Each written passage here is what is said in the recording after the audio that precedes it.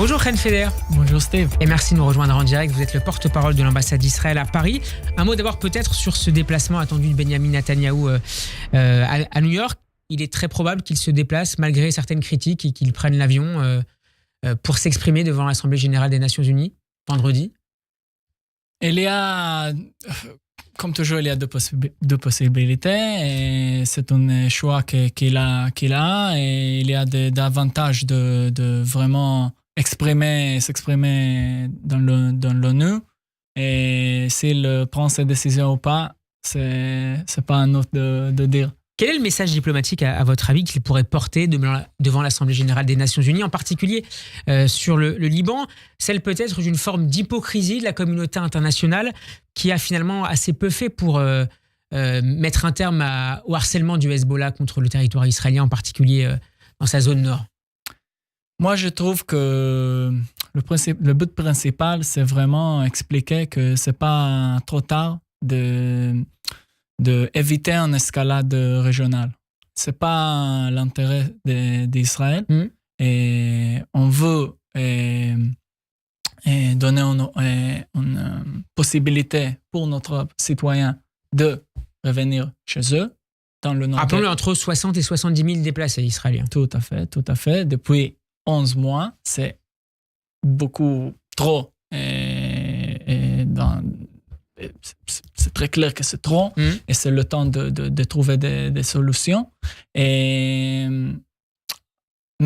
Alors, on a cette but de guerre très très clair, mais comme c'était avec les Palestiniens à Gaza, on peut dire très clairement, très franchement, que notre guerre n'est pas contre le Liban, n'est pas contre la population libanaise, mais est précisément contre le Hezbollah qui a commencé cette guerre le 8 octobre et n'a arrêté jusqu'à aujourd'hui.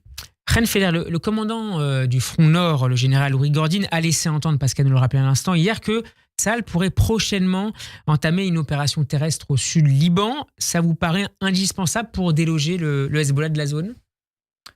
C'est possible. Il y a toujours deux possibilités. C'est si on trouve une solution diplomatique pour pousser le Hezbollah pour qu'il ne peut pas menacer Israël.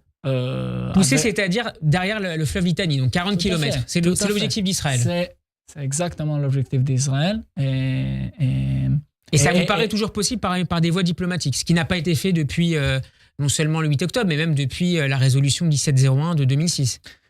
C'est vrai que depuis 2006, le Hezbollah a méthodiquement brisé, on peut dire, cette résolution étape par étape. Mais on essaye avec nos alliés, comme toujours, notamment la France et les États-Unis, de trouver des solutions pour respecter cette résolution extrêmement importante qui donne un espoir pour les deux peuples de vivre en paix côte à côte. Un dernier tout petit mot, Chen Feder, sur la rencontre entre le président Macron et son homologue iranien Massoud Pezeshkian, je le prononce bien cette fois. Il a appelé à tout faire pour permettre une désescalade. C'est bienvenu de discuter avec l'Iran? Je pense que c'est nécessaire de la part de la France d'essayer d'être comme un interlocuteur entre tous les partis dans la région. Mais la France sait très bien que l'Iran est derrière le Hezbollah et derrière le Hamas. Merci beaucoup, Chen Feder, d'avoir été avec nous. Je rappelle que vous êtes le porte-parole de l'ambassade d'Israël à Paris. Bon après-midi. Bon après-midi.